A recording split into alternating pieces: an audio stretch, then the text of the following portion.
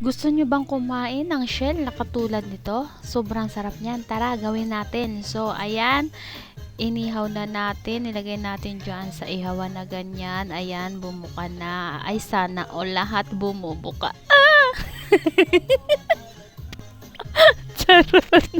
Tingnan nyo naman. Ang lalaki ng buka, di ba? Ayan, tinanggal ko na yung mga kabiyak na shells. Pinaglalagyan ko siya. Ginawa kong dalawa kasi medyo maliliit yung laman.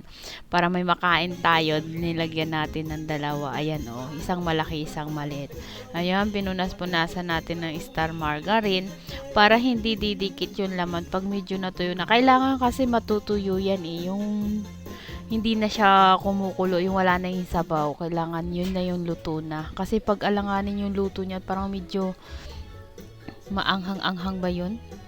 Pag hindi siya masyadong luto, kailangan matutuyo yung tubig niyan. So, ayan, nilagyan natin ng barbecue sauce. Pagkatapos nilagyan natin ng pineapple tidbits para maghahalo yung medyo kunting alat at saka yung kunting tamis. So, ipupunas ko din dyan yung ano nyan, yung sauce ng pineapple para medyo matamis-tamis siya.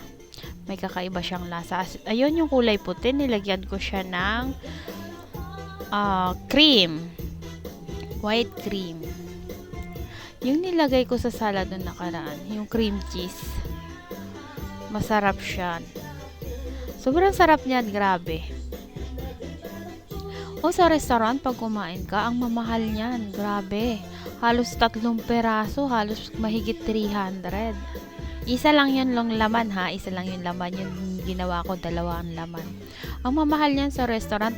O itong ganitong proseso, pwede nyong gawin sa ano ha? Sa talaba. Lalo na sa talaba. Sobrang sarap niya. Sa talaba naman, ang pagluluto, hindi mo patutuyin na ganyan. Kasi iba naman itong shell na to sa talaba eh. Yung talaba, kahit konting ano lang, konting kulo lang yun, okay na yun. Tapos ilagyan mo na ng mga ganyang ingredients. Ay, naku, panalo.